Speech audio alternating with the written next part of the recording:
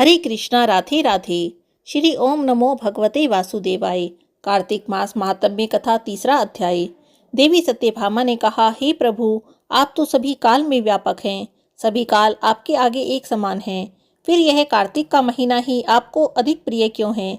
सभी तिथियों में एकादशी और सभी मासों में कार्तिक मास को ही आप अपना प्रिय क्यों कहते हैं? मुझे इसका कारण बताइए। तब भगवान श्री कृष्ण ने कहा, हे भामिनी, तुमने बहुत ही अच्छा प्रश्न किया है। मैं आपको इसका कारण बताता हूँ, आप ध्यान से सुनो। इसी प्रकार एक बार राजा बेन के पुत्र राजा पृथु ने देव ऋषि नारद से प्रश्न किया था, जिसका उत्तर देते हुए नारद जी ने उन्हें कार्तिक मास की महिमा बताते हुए कहा, हे राजन, एक समय शंख नाम का एक राक्षस बहुत बलवान और अत्याचारी हो गया। उसके अत्याचारों से तीनों लोकों में त्राही त्राही मच गई। उस शंखासुर ने स्वर्ग में निवास करने वाले देवताओं पर विजय प्राप्त कर ली, इंद्र आदि देवताओं और लोकपालों के अधिकारों को छीन लिया। उससे भयभीत होकर सभी देवता अपने परिवार के सदस्यों के साथ सुमेरु पर्वत की गुफाओं में बहुत दिनों तक छिपे रहे। तत्पश्चात वे निश्चिंत होकर सुमेरु पर्वत की गुफाओं में ही रहने लगे। उधर जब शंखासुर को इस बात का पता चला कि देवता आनंद से सुमेरु पर्वत की गुफाओं में निवास कर रहे हैं, तो उसने सोचा कि कोई ऐसी दिव्य शक्ति अवश्य है जिसके प्रभाव से अधिकारहीन यह देवता अभी भी बलवान हैं।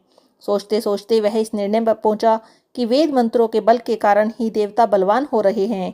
यदि इनसे वेद छीन लिए जाएं तो वे बलहीन हो जाएंगे। ऐसा विचार कर शंखासुर ब्रह्मा जी के सत्यलोक से शीघ्र ही वेदों को हर लाया। उसके द्वारा हर कर ले जाते हुए वेद भय से उसके चंगुल से निकल भागे और जल में समा गए। शंखासुर ने वेद मंत्रों और बीज मंत्रों को ढूंढते हुए सागर में प्रवेश किया, परंतु उसको न वेद मंत्र मिले और न ही बीज मंत्र। जब शंखासुर सागर से निराश होकर वापस लौटा, तब उस समय ब्रह्मा जी पूजा की सामग्री लेकर सभी देवताओं के साथ भगवान विष्णु की शरण में पहुंचे और भगवान को गहरी निद्रा से जगाने के लिए गाने बजाने लगे। धूप गंध आदि से बारंबार उनका पूजन करने लगे। धूप दीप नैवेद्य अर्पित किए जाने पर भगवान की निद्रा टूटी और वह देवताओं सहित ब्रह्मा जी को अपना पूजन करते हुए देखकर बहुत प्रसन्न हुए और उन्होंने कहा, मैं आप लोगों के द्वारा किए गए कीर्तन और मंगल आचरण से बहुत प्रसन्न हूँ। आप सभी अपना अभिष्ट वरदान मांगिए, मैं अवश्य ही आपको प्रदान करूँगा। जो मनुष्य आशीवन शुक्ल पक्ष की एकादशी से देवोत्थान एकादशी तक ब्रह्म मुहूर्त में उठकर मेरी पूजा करेंगे, उन्हें तुम्हारी ही भांति मेरे प्रसन्न होने के कारण सुख की प्राप्ति होगी। आप लोग जो पाद्य, अर्घ्य, आचमन और जल आदि की सामग्री मेरे लाए हैं, वह अत्यंत गुणों वाली होकर आपका कल्याण करेगी। शंखासुर द्वारा हरे गए संपूर्ण वेद जल में स्थित हैं। मैं सागर पुत्र शंखासुर का वध कर उन वेदों को अभी लाए देता हूँ। आज से मंत्र, बीज और वेदों सहित मैं प्रतिवर्ष कार्तिक मास में जल में विश्राम किया करूँगा। अब मैं मत्स्य रूप धारण करके जल में जाता हूँ। तुम सब देवता भी मुनीश्वरों सहित मेरे साथ जल में आ जाओ। इस कार्तिक मास में जो श्रेष्ठ मनुष्य प्रातःकाल स्नान करते हैं, वे सब यज्ञ के अवभृत स्नान द्वारा भली भांति नहा लेते हैं। हे देवेंद्र, कार्तिक मास में व्रत करने वालों को सब प्रकार से धन, पुत्र, पुत्री आदि देते रहना और उनकी सभी आपत्तियों से रक्षा करना।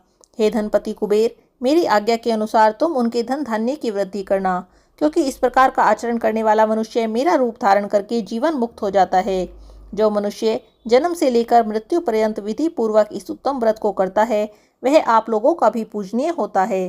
कार्तिक शुक्ल पक्ष की एकादशी तिथि को तुम लोगों ने मुझे जगाया है, इसीलिए यह तिथि मेरे लिए अत्यंत प्रीतिदायिनी और माननीय है। हे देवताओं, यह दोनों व्रत नियम पूर्वक करने से मनुष्य मेरा सानिध्य प्राप्त कर लेते हैं। इन व्रत को करने से जो फल मिलता है, वह अन्य किसी व्रत से नहीं मिलता।